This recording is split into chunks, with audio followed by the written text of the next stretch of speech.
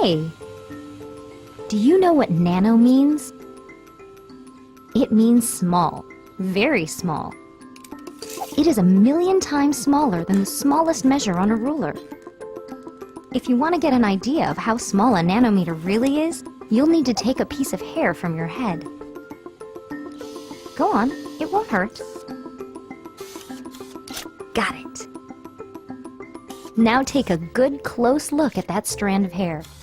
Not much to look at, is it? If we were to shrink you down, smaller than the smallest thing you can see with the naked eye, you will find that your piece of hair starts to look a lot more interesting. You are now about the size of a red blood cell. Your strand of hair is a massive tree compared to you. Even at this size, you're still about 1,000 times too big to be considered nano. To get you down to the nanoscale, we will have to shrink you to about 100 nanometers tall. Hey, where are all the lights?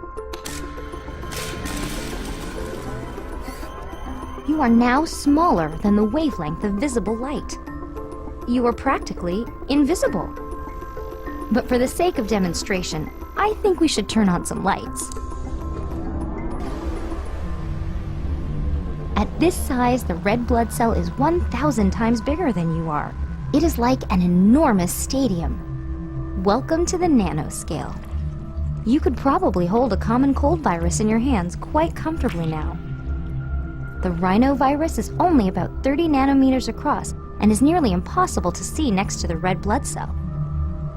A red blood cell is too big to be considered nano. However, it's made up of all kinds of nanomaterials.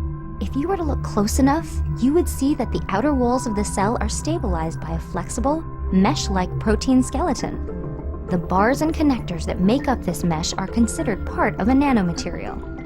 Without these reinforcing nanostructures, the cell would be much more fragile and not nearly as flexible.